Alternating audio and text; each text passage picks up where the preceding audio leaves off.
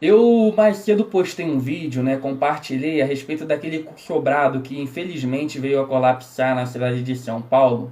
É muito comum nós termos curiosidade, as pessoas, né, tendem a querer saber por que será que caiu, né? É a pergunta mais comum que costuma acontecer.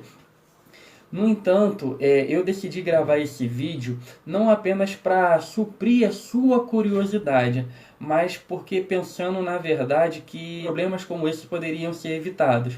Então eu queria te dar a ótica, né, te dar subsídios, te dar ferramentas do ponto de vista de um engenheiro, né, para que você possa se resguardar. Você que pensa em construir a sua casa, você que pensa em ampliar o teu castelo, né? Eu quero, na verdade, te ajudar com esse vídeo, né, através, aplicando um pouco de conhecimento da engenharia, né, para que você possa evitar esse mal, na verdade. E para isso eu vou te convidar, né, para você vir comigo aqui para dentro da tela do meu computador e eu vou te mostrar do meu ponto de vista, né, porque eu acho que aquele sobrado veio a cair. Beleza? Vem comigo para a tela do meu computador. Bem-vindo aqui à tela do meu computador, né? Vamos ver aqui o vídeo, né? O momento que o prédio começa a desabar. Eu vou dar o play aqui e vou passar bem devagarinho. Passar bem devagarinho. Olha esse movimento de vai e vem do prédio. Eu quero que vocês prestem atenção na seguinte situação. Eu vou deixar ele parado aqui nessa posição. Olha para cá para a cobertura, veja essa mureta aqui. Observa que essa mureta, essa parte de trás dela, né, tá mais para baixo do que a parte da frente. Então isso sugere para a gente que ele veio desabar pela parte dos fundos. Embora a gente já tenha visto em outro vídeo que estava subindo poeira aqui, a gente já estava observando estalos aqui na frente, mas na verdade o prédio veio desabar a partir do colapso de algum elemento estrutural nos fundos. E eu quero que você observe o seguinte também. Observa que à medida que o prédio ele vem descendo, olha de cima para baixo, o quarto pavimento, o terceiro, o segundo, eles vêm descendo em conjunto, eles vêm descendo sem necessariamente se romperem. Ou seja, o que a gente entende nesse primeiro momento aqui? Algum pilar no nível do térreo não aguentou a carga, né, da edificação e veio a colapsar. E aí você vai observando. Primeiro vem o térreo, segundo pavimento, terceiro pavimento, quarto pavimento e aí você vê a poeira. Vamos ver a seguinte situação aqui. Eu tive no Google, né, procurando a localização dessa casa. Então é a rua Topázio, né, número 72. Eu quero que vocês observem o seguinte, aqui bem no começo, aqui na parte inferior da tela, no canto inferior direito, observa a data dessa imagem aqui. Em maio de 2019, o prédio, né, ele não tinha 4 pavimentos, ele tinha apenas 2 pavimentos. Mas a gente já vê a intenção dos moradores de continuar edificando, porque já tinha os arranques dos pilares, né? Aqui. Então a gente olhando aqui de frente, eu tive medindo também no Google, o Google dá esse recurso para a gente. Aqui na frente tem em torno de 5 metros, né, de largura. Então você vê que é um vão bem ousado, né? Um vão de 5 metros, um vão livre. E se você observar mais, entrar aqui dentro lá, vamos fuxicar a casa do vizinho lá, não vemos nenhum pilar lá dentro. Então, ou seja, a gente vai olhar agora um pouquinho aqui de lado, né? A gente está aqui olhando a face lateral direita da edificação. De azul, aqui eu destaco as vigas, tá vendo? De laranja, de amarelo, é onde estão os pilares posicionados. E aqui eu simulei uma possível planta de forma nessa edificação. O que é a planta de forma? É a representação dos elementos estruturais numa edificação. De azul aqui nós vemos a disposição das vigas e de laranja, né, esses retângulos laranja aqui são os pilares. Então, teoricamente, pelas imagens que nós temos, a gente não tem pilares aqui no meio. Então, nós temos vãos de 5 metros, vãos bem ousados, né, para o padrão, para a qualidade que a gente tem presenciado aí dessa construção.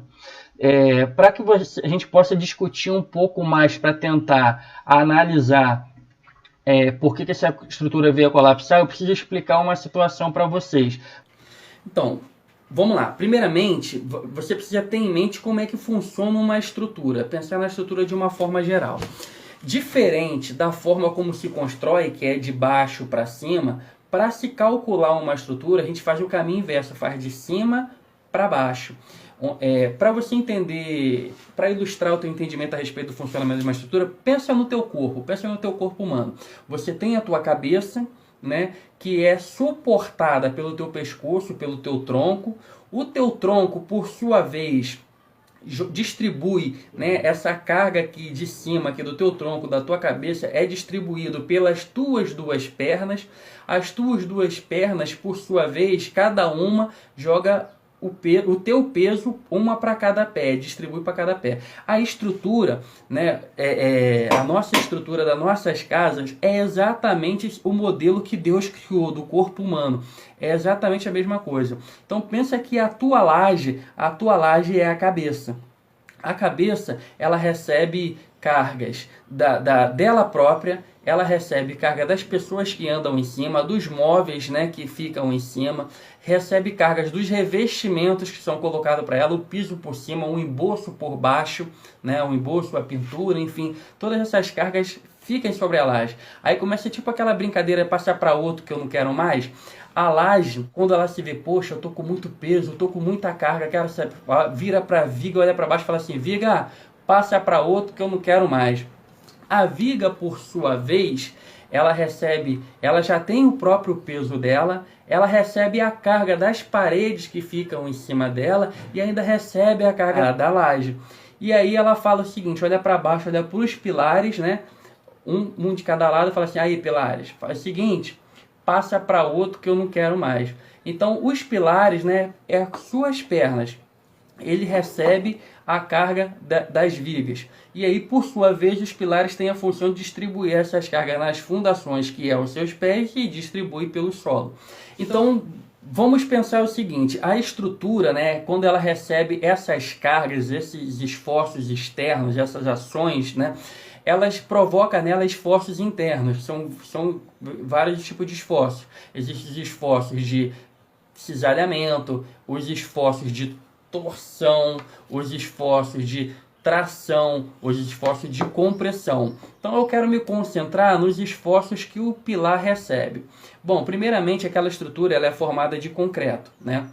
O concreto, por natureza, ele é um material que resiste muito bem ao esforço de compressão. Tá, mas o que é compressão? Compressão é como se você estivesse apertando, você estivesse tentando esmagar. Isso é chamado de esforço de compressão.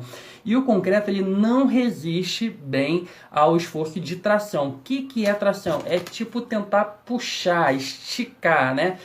O pilar, ele basicamente recebe mais o esforço de compressão. Então, por si só, teoricamente, né, ele poderia suportar a carga.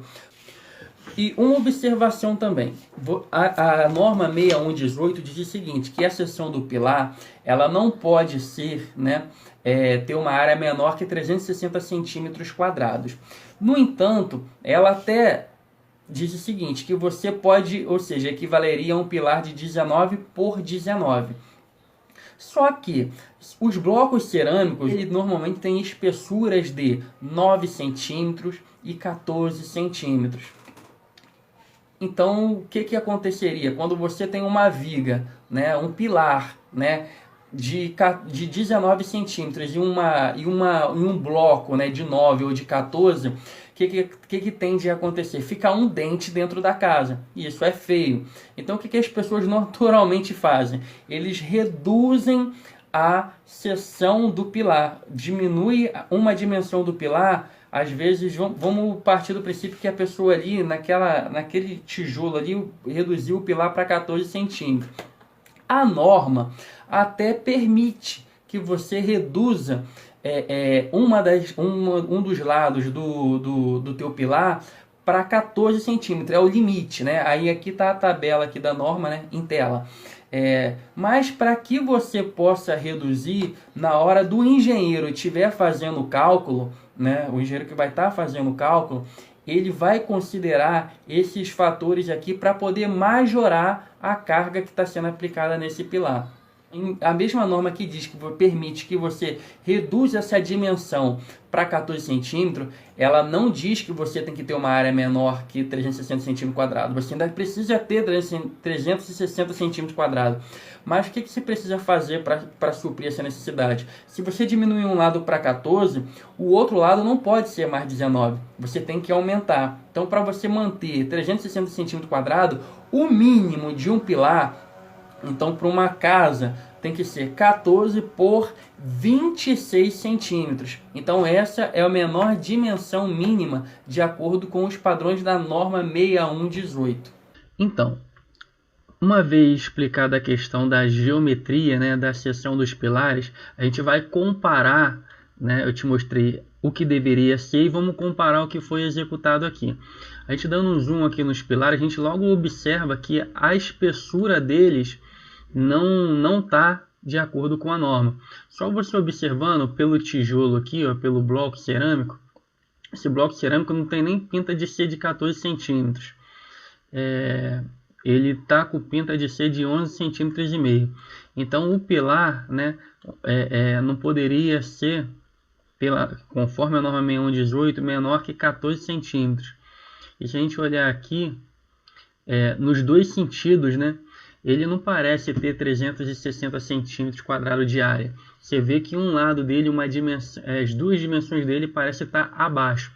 Então, em termos de geometria, esses pilares, né, eles parecem estar subdimensionados. Eles estão com dimensões insuficientes para poder suportar a carga dessa edificação. E a gente aqui está olhando com dois pavimentos. Essa casa, quando veio a colapso, ela estava com 4 pavimentos. Então a carga era muito maior do que a capacidade de suportar dos pilares. E se a gente está falando aqui da geometria, agora eu quero olhar contigo uma outra situação. Os pilares, né, de acordo com o que aparentemente está naquela planta de forma, vamos atentar para esses pilares aqui, que a gente chama de pilares de extremidade. Se você observar esses pilares aqui dos fundos, né, a gente chama de pilar de canto. Ele recebe carga de 2 vigas, né? Uma vez que eu já te expliquei que as vigas jogam carga nos pilares, distribuem nos pilares, então recebe de 2 vigas. Esse pilar de extremidade ele recebe carga de 3 vigas. E uma vez quando você tem um vão muito grande, você não tem nenhum pilar no meio para poder dividir a carga, né? Você sobrecarrega demais os pilares. Quando você tem um vão maior, quanto mais maior for o vão, maior você vai jogar a carga para os pilares. Então, ele está recebendo carga dessas vigas, de 3 vigas. Né? Então, conforme a gente viu naquele vídeo anterior, ele começou a romper, né, a parte de trás. Então, provavelmente, um desses pilares aqui de trás, né, veio a colapsar no nível do térreo. Eu quero analisar com vocês aqui agora a questão da armadura do pilar. De acordo com a norma 6118, para pilares, essa armadura longitudinal, né, que fica na vertical, ou seja, que fica em pé, ela não pode ter bitola, diâmetro, né, menor do que 10 milímetros. Para os antigos, né, é chamado de 3/8, né, para quem pode falar em polegada, mas, ou seja, não pode ser menor que 10 milímetros. Olhando aqui, através da imagem, mais que 10 milímetros não tem. Pelo menos... Se tiver 10, né, tudo bem, mas menos que 10, aí está com pinta, na verdade, de ser até ferro 8. E outra coisa também que a gente pode observar é o espaçamento dos estribos do pilar. Eu vou te explicar qual é a finalidade da armadura aqui e vou te mostrar que aparentemente isso daqui está totalmente fora do que a norma diz. O pilar, na verdade, ele quando recebe o esforço de compressão, acontece um fenômeno, né? Quando ele é comprimido, ele tende a provocar essa envergadura aqui, que eu estou te mostrando através da régua. O nome dessa envergadura, né, é chamada de flambagem. Então, se você observar aqui, né, o esforço sendo aplicado nele, ele está resistindo, né, à compressão que está vindo por cima. Mas, no entanto, ele tende a se deformar para os lados. De um lado aqui, ele está sendo comprimido uma lateral dele. A outra lateral está sendo tracionada. Conforme eu falei agora há pouco, o concreto não resiste ao esforço de tração. Então o que é preciso ser feito? É preciso reforçar o concreto, suprir essa deficiência dele. E daí é feito um casamento, né? Pega-se o elemento concreto, pega um outro elemento, a barra de aço, casa os dois e é formada a família concreto armado. No entanto, para ajudar a combater esse esforço de flambagem, você precisa como se tivesse que grampear os pilares, né? Colocar elementos que chamam-se de estribos.